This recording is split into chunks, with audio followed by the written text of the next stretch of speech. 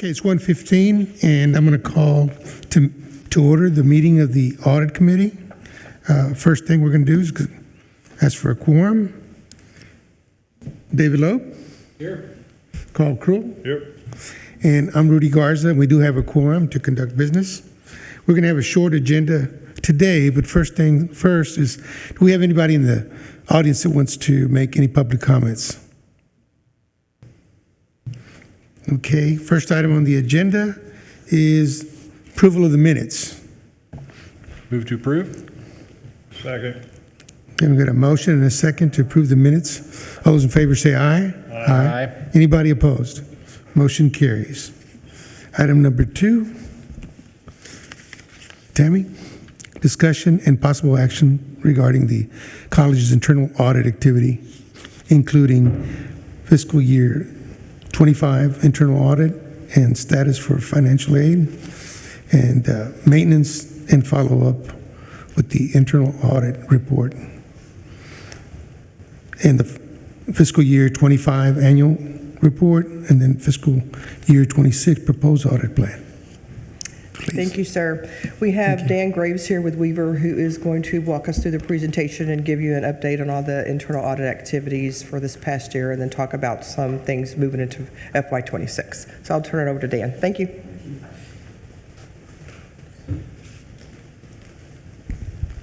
Good afternoon. Just slightly, yep.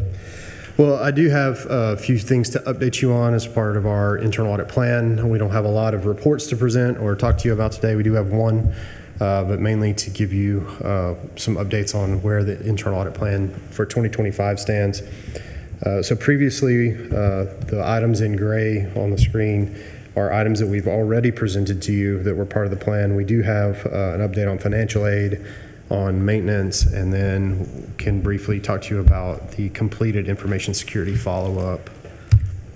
So internal audit over financial aid, this is just a presentation of the scope and objectives for you.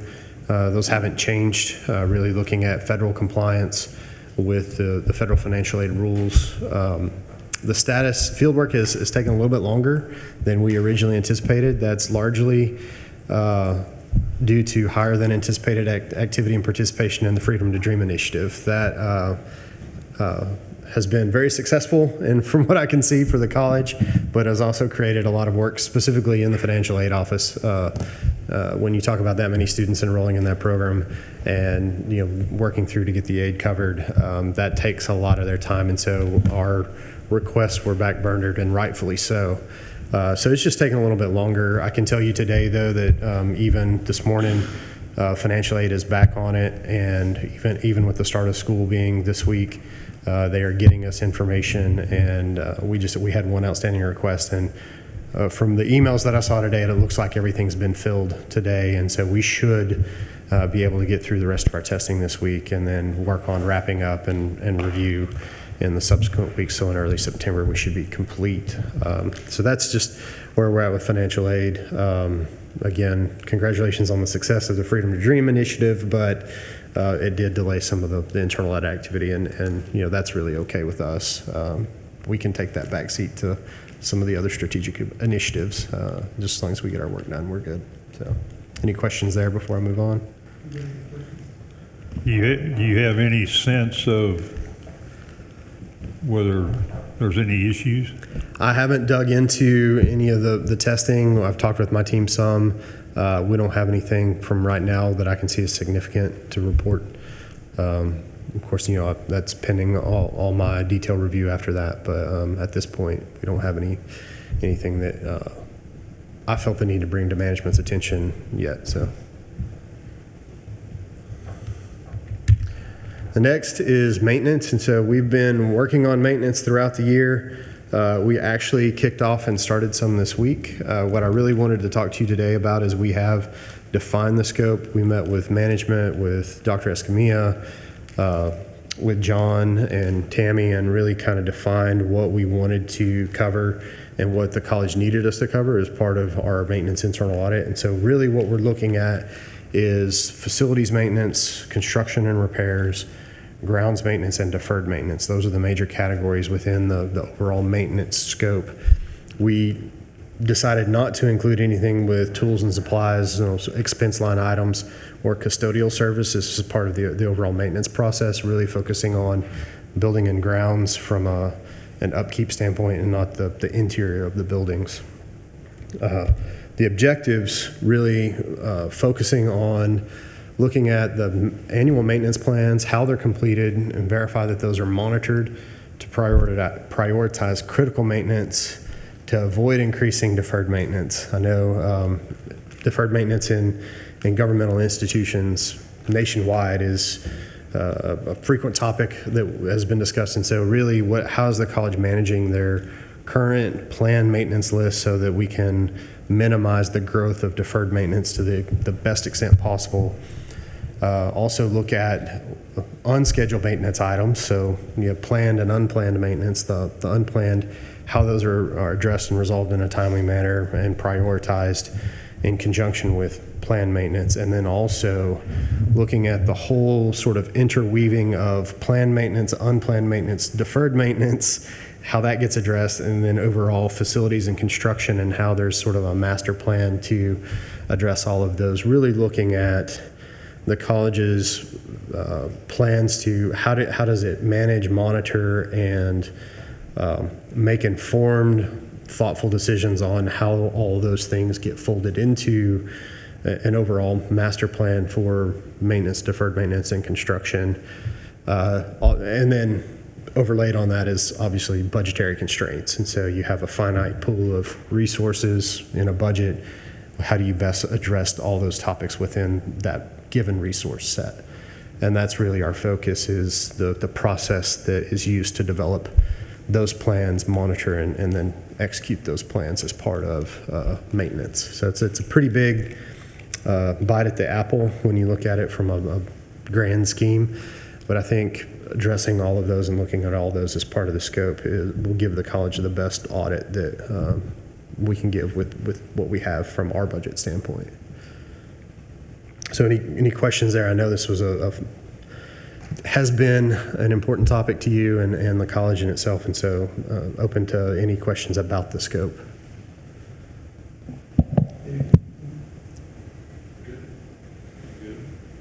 I have a question around the deliverable on the deferred maintenance piece. Okay.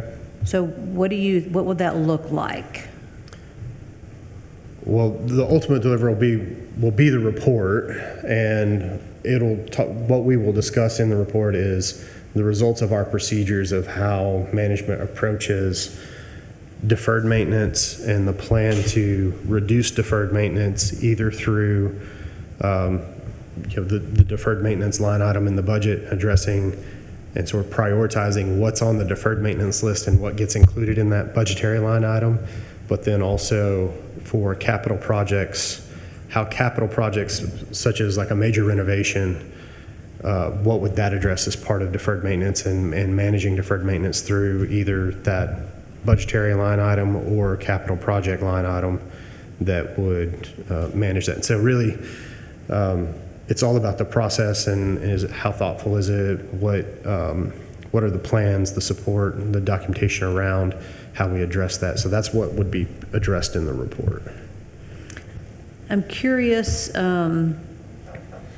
Chair, if there would be an advantage to having recommendations, so whether they're policy or resource recommendations that come out of this report, because typically you're checking to make sure that things are done correctly. Mm-hmm. But in this particular instance, is there an advantage to that, or is that even within your scope, or how? It is partially baked into the scope. I don't think that you want a CPA going and looking at your deferred maintenance list and saying you should do these things first, you should pick these things first. But I think within the operations and procedures that your maintenance department has, they have another vendor who is doing that and helping them with that. And we are looking at that process to understand how that information is used to inform the plan and the decision making, how college management then uses that, those recommendations from that vendor who specializes in those activities and how that's used to make the decisions on deferred maintenance. So that is baked into our audit of the process and procedures and controls. But we're not going to go in and, say, oh, well, yeah, you need to, replace the roof instead of Yeah, something else. it's less about that list and more about the board policies and resources around these issues for us to be able to grapple with some of those decisions. Yeah, I mean, we're policies and procedures are one of the key baselines for the evaluation, and that's part of our authoritative criteria that we're using in our evaluation. So yes. I heard mention at the last board meeting when we did have the other gentleman that came in to talk to us about possible strategic goals related to our facilities and capacity and such, and then a talk or a suggestion that we have a workshop. And I was kind of thinking that if we start looking at scheduling a workshop, we might have it coincide with the end of their work, so that then we've got a list of things that we can look at in terms of deferred maintenance, just day-to-day maintenance issues, and then we incorporate it with the whatever goals we want to set forth. And some of it we may need to, like you mentioned, maybe consider adopting policy that would allow us to be able to work toward reducing, having a big list of deferred maintenance items long-term. What do you think, David?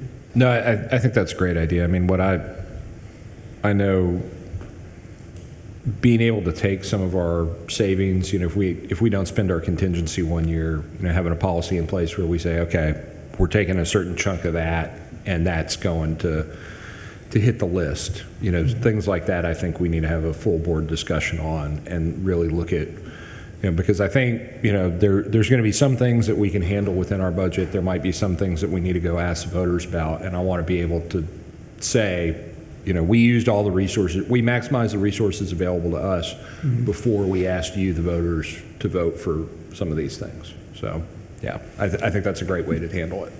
Okay. Yeah, I agree. Member Kroll, same ideas? Same Okay. as to meld the two together towards the end and come up with a logical plan.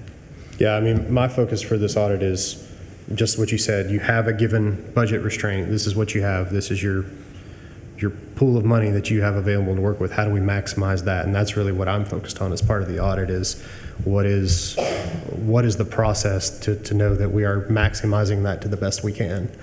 And that's really what our focus is to look at that set of procedures with planned maintenance, unplanned maintenance, deferred maintenance, and capital projects all in one sort of under the microscope for you. And so then after that, the board has the oversight with the budget. That's the primary tool. And so there's other ramifications after that, I understand. Mr. Garcia, you had a point. Yes, thanks, Dan. So I guess trying to wrap around my head in terms of what is the scope of the body of work, going back to what our chair said, is what those deliverables are.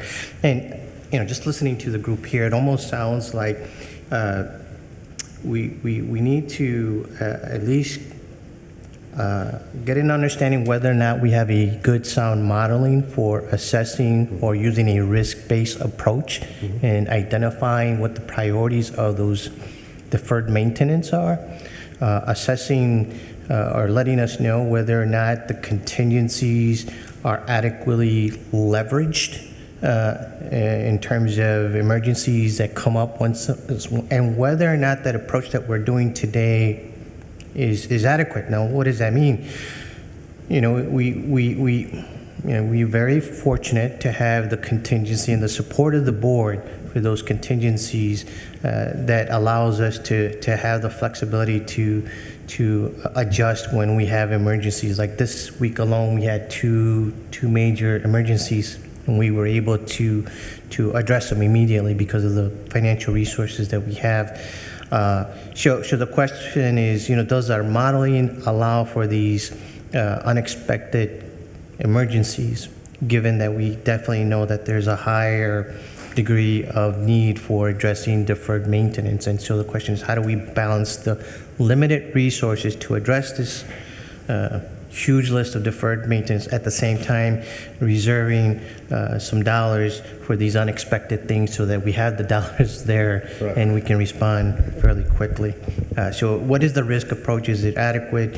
What is the reporting mechanism that is in place today so that we can report back to the board and say, this is where we're at today, this is what we use these resources. And then, and maybe reporting back to the board, what are those resources that are available or at the discretion of John to figure out, how to utilize it. And then I guess another question is, do the resources that we have today, are we able to keep up with the deferred maintenance list that we have today, but at the same time, we know that the speed of deteriorating equipment and buildings may be a lot faster than, and if this makes sense, what I'm trying to say is, do the resources, is our plan today capable of keeping up with the future deterioration of equipment and capital needs? And does that model address Is your that plan today? sustainable? is what you're- Sustainability. So a couple of things. When we says emergency, I want to qualify that. We had some broken pipes and some air sorry. conditions. Yeah, I just want to make sure there was nothing Right. on Yeah. fire, No, literally, no, or we're anything fine. like that. There Yes. was some broken pipes. It took a couple of ACs out on a couple of buildings. We fixed it. Yeah, We're moving that's- through. The other thing is the other thing too. It's what Mr. Garcia is also referring to and implying is that, moving ahead, and this is one of the things I really want to express to the Regents. It's a concern of myself and our team and my team, is that going year to year, paying top premium dollar for little jobs here and there. Okay, it's okay for $1 million, a couple million types of jobs, $1 million jobs, or so forth. Anything beyond 2.5, and then we start paying premium prices. Almost, I don't want to call it, but almost retail price for that. You all know that. I know I'm preaching. I just want you all to know we appreciate that, and that's implied in everything that Mr. Garcia is saying in the conversations that we've had. The unexpecteds, we get it. But when we know a building needs $3 to $5 million, doing it on a budget a little bit here, a little bit there, we can do it. But then, like the library out at Windward campus, that thing needs a big hug. Okay, not a little hug, it needs a big hug one day. But, as an example, we just want to be careful not to stretch our budgets such that we're paying retail along the way. Yeah, the other piece is assessing the technology infrastructure that tracks this, that helps us manage this as well. top of that, yep. Is it adequate? I think we're now growing to, the organization has become a bit more competitive to the bigger institution, and so that demands a more robust technology infrastructure to help manage the risk and exposure of capital investment, if that makes sense. So all of what Mr. Garcia and Dr. Escamilla were talking about is really baked into our objective 3. Good. So that's the planned and unplanned. So that's the emergency, the unplanned. Well, I didn't want to say emergency. I said unplanned. It's all good, But then where you talked about the big hugs, that's a capital project. And so really looking at your deferred maintenance list, the long-term plan to work that, you'll never have no deferred maintenance. I think that's a reality. But how are you managing that deferred maintenance, making sure that the priority items get addressed either through your deferred maintenance budget or through a capital project, which is the big hug. And so really we're looking at that long-term effect through all of that, including, and I think Mr. Garcia, you'll appreciate this, is your listing of deferred maintenance now, whenever that list was, are you addressing and updating the pricing for inflation and increased construction costs? And so we're asking that question too, so that you can effectively manage it from a budgetary standpoint. And so we're looking at, the basic answer that we learned yesterday in some meetings was yes, but that is all part of the consideration. And so we're looking big picture down the road. How do you address deferred maintenance? That's all baked in that objective 3. So it's, like I said, it's a big bite at the apple, but I think it's important to do all in one shot to have the best audit over maintenance that includes deferred maintenance that you can get. It's a comprehensive approach. Yeah. And in both short term and long term.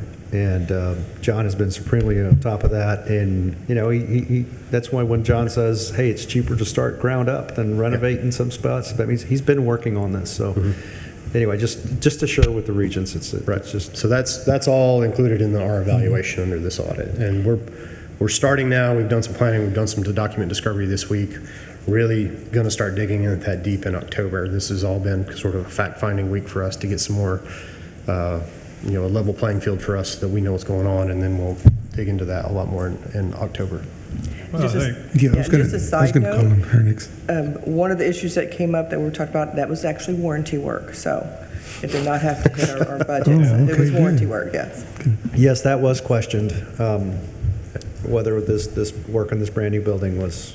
I got that update yesterday. I asked the same question. So, well, I think too, there are certain components of buildings that have a useful life, so to speak, and some of those major components are like air conditioning systems and roofs, and maybe a couple other things. So if you've got an air conditioning system, say that you put in this year and you know you're going to have to replace it 10 years from now, maybe a sinking fund, so to speak, to start setting aside a little bit of money so that 10 years from now, when that air conditioner goes bad, you've got the money to replace it.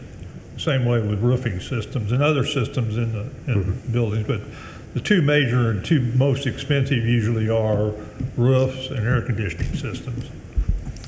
Mr. Kroll, you brought up a very good point. So, one of the, from a accounting perspective, we have this value called depreciation. And so maybe the depreciation could be a one variable to look at as a baseline for determining what is the appropriate level of funding level for these funds that you're talking about. Now, I can tell you our depreciation number is pretty large. It's pretty significant. We'll never get 100%, but maybe you can help. Maybe that could be a baseline. The question is, what is the best practice out there today to say, do you use the depreciation level as a baseline to determine what your funding level needs are going to be? Is it at 20%? Is it 30%? Is it 10%? Or maybe there's another alternative in identifying what those funding levels could look like to develop this fund that Mr. Kroll is referring to. we hadn't determined or hadn't contemplated that being in the scope, using, what's the right number for your budget. I think there's a lot of accounting theory, and I could go into a long discussion on why we're at where we're at today because of the way governmental accounting's been done in the past and how we're evolving and maturing in that, which we definitely don't have time for that today. But we can talk about a few things, but that the recommended budgetary line items wasn't really built into our scope. I mean, I would just add that, I do a fair amount of this in my day job, and an air conditioner is going to last on average 15 years. Carpet's going to last 7 or 8. If it's something that's painted, and by the way, think twice about painting something that's not painted yet, because every 5, 10, 15 years you're going to have to repaint it. And so I think that's a good way to do it. But I mean, I think one of the things I'm really interested in, every year I put aside $100,000 in my budget for the crazy thing that's never happened before that happens, because there's something that's going to happen and I have no idea what it is. Some years somebody decides to drive their car through the front of a store, and I mean, there's just those types of things. And so I would hope that if in doing this you can kind of figure out what those, and it looks like that's what's in here, is what are our real unscheduled maintenance costs, and are we appropriately budgeting for those? Because if you don't fix those, they're just going to stay there and probably get worse. So I'm really happy that we're doing this, and thank you. Yeah, I think so too. This exercise is worthwhile, and at some point, the hope is that what we consider deferred maintenance, it'll be a lot smaller number, something that we can manage. Talking about depreciation, some folks somewhere set aside what they write down as the depreciation expense, and they put those dollars aside to handle some of their deferred maintenance issues, so that when they do come up and it becomes critical or even planned, there's dollars there to be able to do that. They don't just, it's not just a line item on a balance sheet. But, John, we didn't get a chance to hear any comments or any questions from you. We spent a couple hours with Dan and his team yesterday walking him through the tools that we use today, and we welcome this audit. We're looking forward to it, and there's always room for improvement on all of these and the kinds of expectations. And the bottom line right now, we're kind of budget constrained more than anything else. And Dan asked, well, what's your planning processes? What rule gives us a magic number, and that's the number we work with.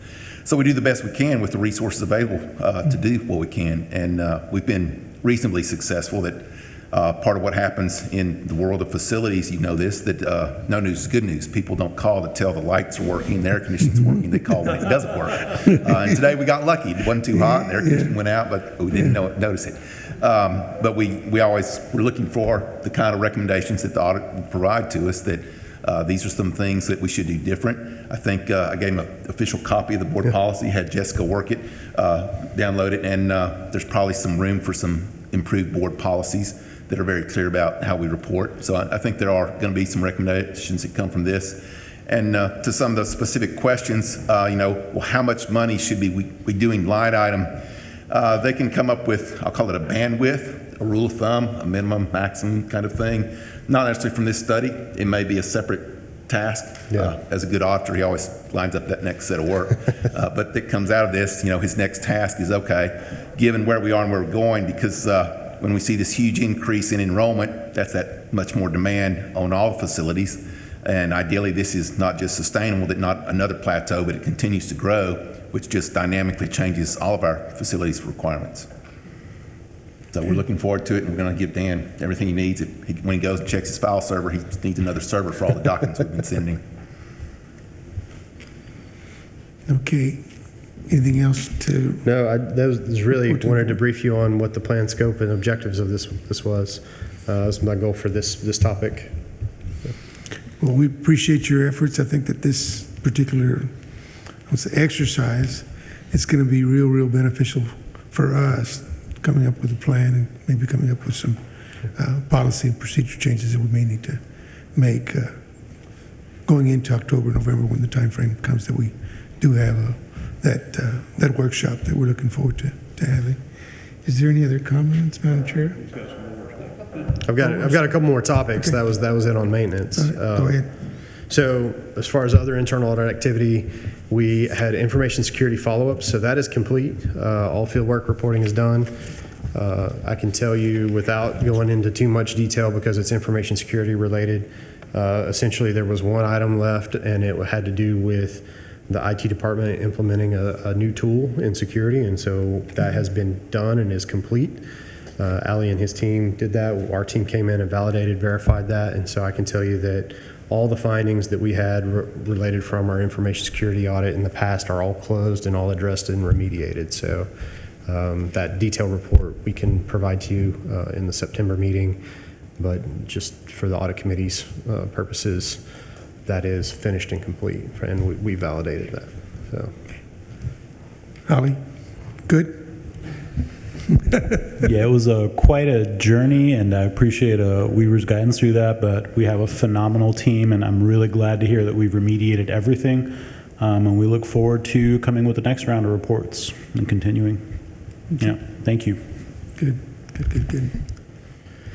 So the last two things we have in our plan, just to give you a quick update, is our annual risk assessment. So we have started the process to plan for our risk assessment update with this meeting and board meeting coming up. We're working on some detailed timing to sit down with management, update our risk assessment, and then build the recommended internal audit plan for fiscal year 2026. Also, once that's done and approved, we can include it in our annual report. While the college isn't explicitly subject to the Texas Internal Audit Act, we do complete that report and file it on your behalf with the state auditor's office. We've done that historically, and so we still have that on our list. The guidance for that report came out earlier this month. There's nothing that has changed from last year that affects community colleges, so Really, the only change was they moved one of the sections of the report higher. They moved section 6 to now section 4. So that's really the only change. So we will complete that, but part of that is the plan for fiscal year 26, and so we'll have to have that approved, but we'll bring those together. That report is typically due November 1st to the state auditor's office, so we've got some time to get that done, and we will have that done here in the next month or so. We'll get both of those completed and be ready to present them to you. So that's our update for you. Really, the two key items were the closeout of the IT security findings, and then the scope and objectives for the maintenance audit, and then the status for financial aid that we're about to have that one closed up and wrapped up. So, thank you for your time today. Any other questions? Anything else? Okay, thank you, everybody. At this time, it's 1:45, and I'm going to declare this meeting adjourned. Thank you so much.